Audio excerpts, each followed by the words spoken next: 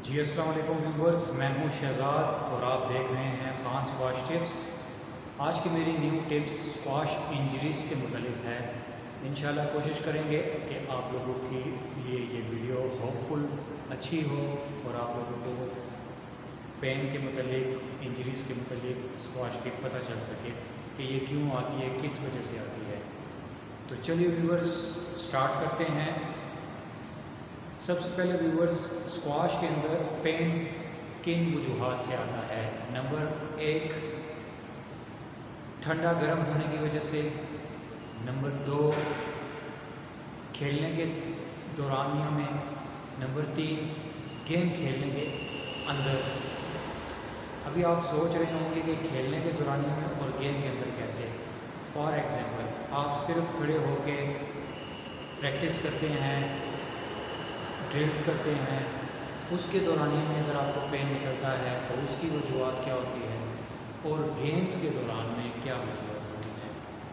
तो व्यूअर्स, ये तो आप लोगों को एक सरसरी में आपको बता देता हूँ कि जब भी आपकी बॉडी वार्म अप नहीं होगी तो जो पहला पेन है ठंडा और गर्म होने की वजह से आपने अपनी बॉडी को वार्म अप करना है। अगर आपके कोर्ट के अंदर एसी लगे हुए हैं तो आप कोशिश करें उसको ऑफ़ करें, तो इंशाल्लाह उसकी वजह से आपको पेन नहीं होगा। नंबर 2, आपको ठंडा गर्म उस सूरत में भी पेन आ सकता है अगर बहुत ज़्यादा टेम्परेचर हॉटफुल है या फिर बहुत कोल्ड है और आप अंदर खेलते ही बिना वार्म अप के ज़ोर ज़ोर से शॉटें खेलना शुरू कर देते हैं तो भी आपको पेन लाजमी बाजू के अंदर आएगा। इसके अलावा जो दूसरा ऑप्शन है, जब आप प्रैक्टिस कर रहे हैं, प्रैक्टिस के दौरान में आपका जो पोजीशन है स्विंग लेने की, तो स्विंग लेते वक्त आपका हो सकता है इस बैक साइड पे आपका पेन आए, हो सकता है आपका फ्रंट साइड पे पेन आए, हो सकता है आपको एल्बो पेन आए, हो सकता है आपको शोल्डर पेन आए। तो ये खेलने के दौरान में होगा और उसकी वजूहत क्या है, उसकी वजूहत मैं आगे चल के आपको बताता हूँ। इसके बाद जो थर्ड है वो है मैच खेलने के दौरान में आपको पेन क्यों हो जाता है, पेन अक्सर हो जाता है।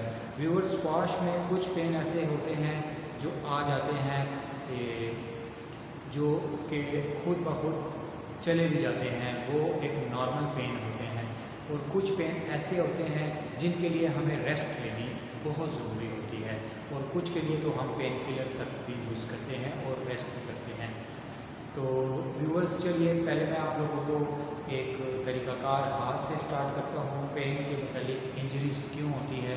फॉर एग्ज़ाम्पल, आप खेलने वाले प्लेयर हैं, आप जब शॉट बैकएंड साइड पे खेलते हैं तो बैकएंड साइड पे खेलते वक्त फॉर एग्ज़ाम्पल आप शॉटें खेल रहे हैं और आपके अचानक रिस्ट में बैक साइड पे या कि इनर साइड पे पेन आना शुरू हो गया है, तो आपकी वजूहत वो क्या होंगी। उसकी वजूहत मैं आपको बताता हूँ, वो ये होगी। अगर आप खेल रहे हैं, फॉर एग्ज़ाम्पल ये शॉट खेला, शॉट खेलते वक्त अगर आपका बाजू यहाँ रुक जाता है तो आपको पेन ज़रूर होगा। यहाँ पे रोक, कुछ प्लेयर ऐसे होते हैं वो शॉट खेलते हैं यहाँ रोक कर खेलते हैं, रोक कर, ये रोक कर। जब आप रोक कर खेलेंगे तो आपकी इनर साइड ज़्यादा लगेगी और इनर साइड में फिर आपको पेन निकलेगा।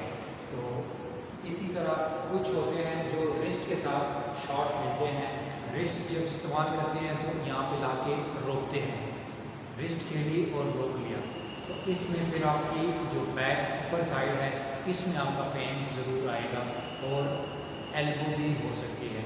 एल्बो की वजूहत क्यों क्या होती है। एल्बो मोस्टली में हम बहुत ज़्यादा खेलने की वजह से भी हो जाता है।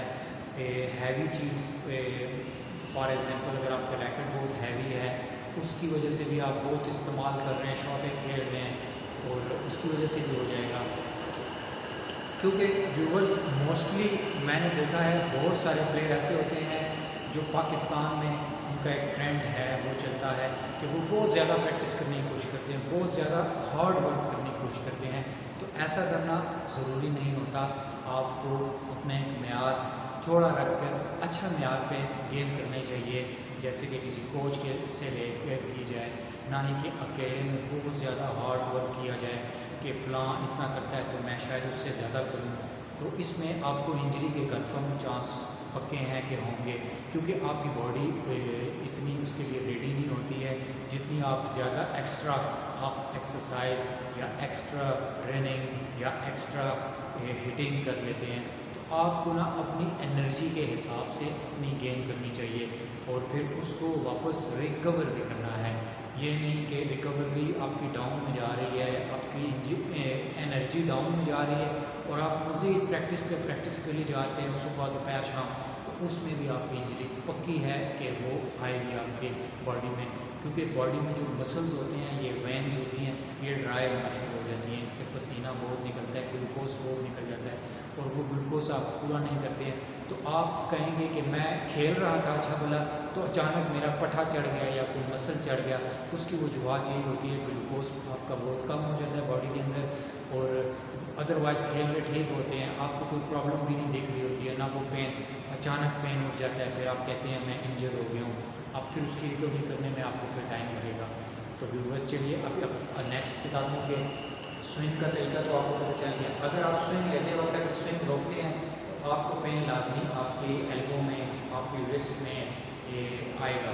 तो जो टेंडेंस होती हैं हैंड के अंदर टेंडेंस ये वाली होगी, ये मसल्स होंगे, इसके लिए आपने ग्रिपिंग करनी है।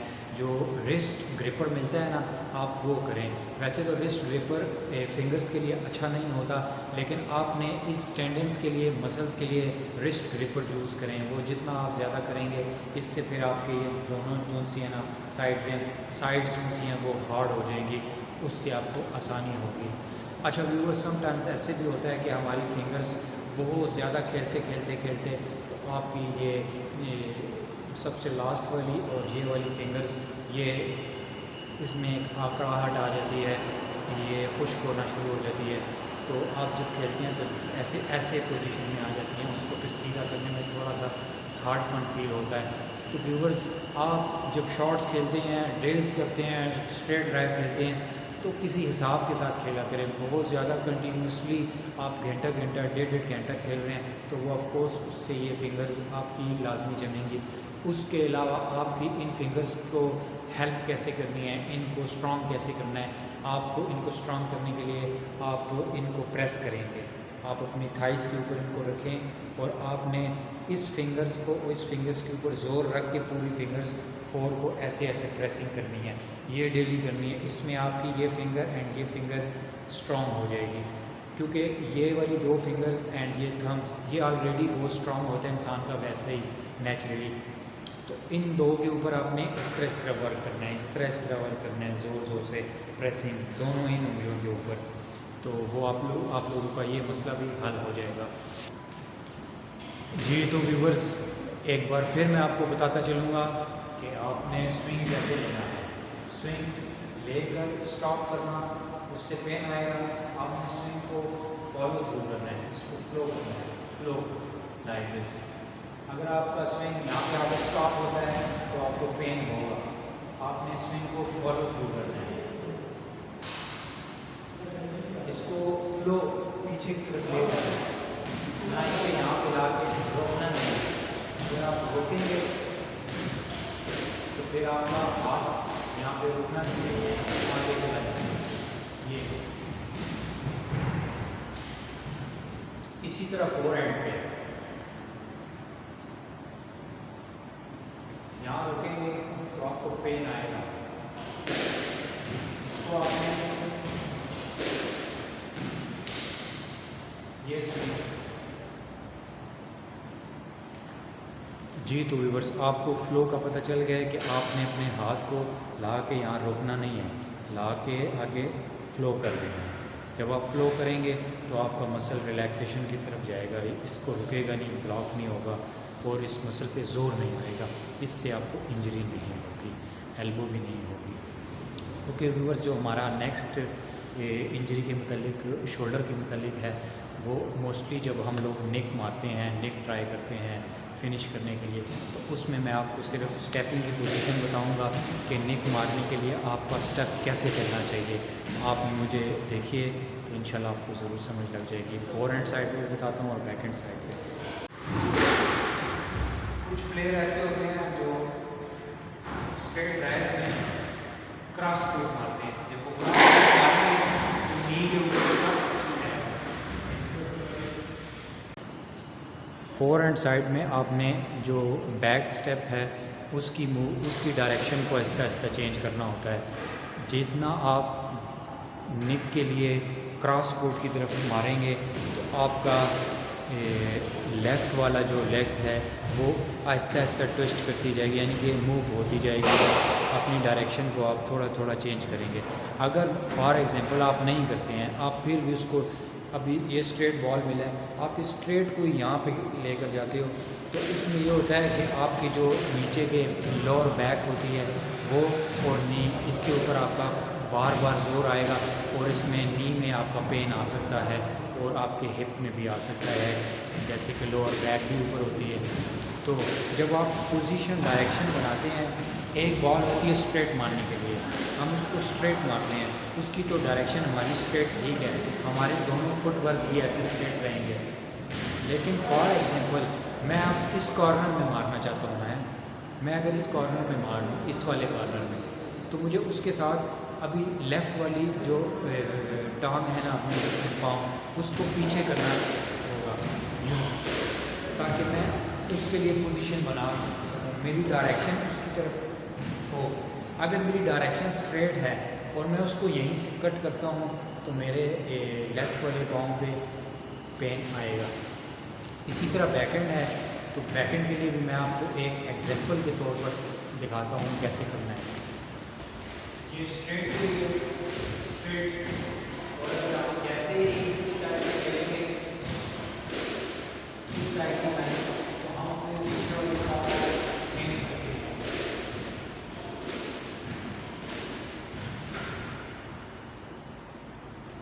इस डायरेक्शन में, इस डायरेक्शन।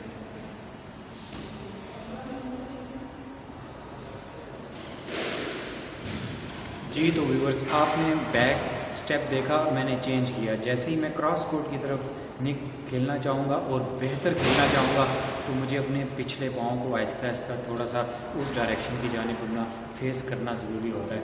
उससे फिर हमारा जो वेट ट्रांसफरिंग सिस्टम है वो बहुत अच्छा होता है और पेन नहीं आता। ये पेन के लिए स्पेशल। इसी अभी मैं फोर एंड बॉक्स में जाऊँगा और वहाँ से आपको डायरेक्शन सही समझ लगेगी कि अगर मैं जब निक मारूँगा इस बैक एंड साइड पे तो मुझे डायरेक्शन कैसे चेंज करनी है। Straight, straight, changed, changed, changed, changed, straight, straight, changed, changed, direction लेकिन यहाँ पे आ गई है, shoulder direction चेक करें, straight, straight,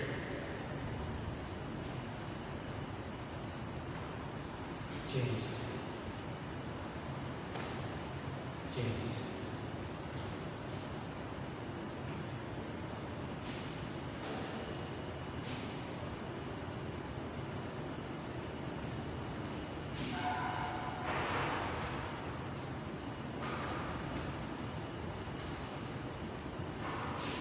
जी तो व्यूअर्स, आपने देखा फोर एंड साइड पे जब मेरा राइट पाँव आगे होता है तो मैं इसके ऊपर वेट ट्रांसफ़र करके पावर बनाता हूँ, जनरेट करता हूँ। अगर आपकी डायरेक्शन ही गलत होगी तो फिर आपकी जो पीछे वाली टांग है उस पर सारा पेन जाएगा, वो फिर गड़बड़ होगी, वो बार बार मारने से आपका लाजमी नी पेन आएगा। तो इस चीज़ का आपने ख़ास ख्याल रखना है।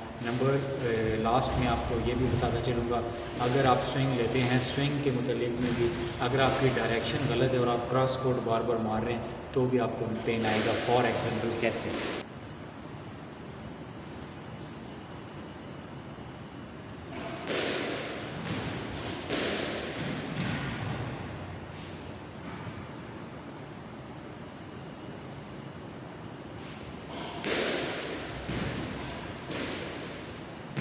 इसी तरह व्यूअर्स, जब भी आप फोर हैंड पे खेल रहे हैं आपने अपनी डायरेक्शन वॉल की तरफ करनी है।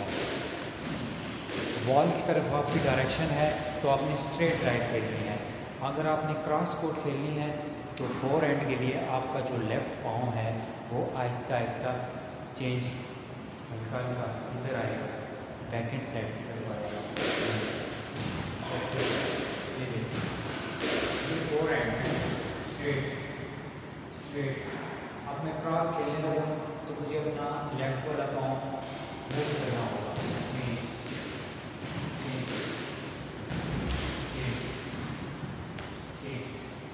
ऐसे। ये तरीका है। कुछ प्लेयर ऐसे होते हैं जो स्ट्रेट ड्राइव में क्रॉस कोट मारते हैं, जब वो क्रॉस कोट मारेंगे तो नी के ऊपर होगा, तो ये गलत होता है। दूसरी चीज़ जो टेक्निक होती है,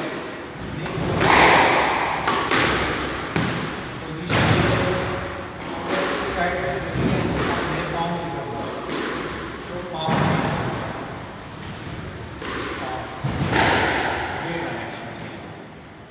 स्ट्रेट के लिए ये स्ट्रेट, ये वाले पाँव पीछे जाएगा, क्रॉस के लिए भी ऐसे ही होगा। अगर यहाँ पे हम स्ट्रेट ड्राइव कर रहे हैं तो पाँव पीछे होता है, पीछे होता है, कभी भी नी में पेन नहीं है। ओके व्यूअर्स, आई होप कि आप लोगों को समझ लग गई होगी।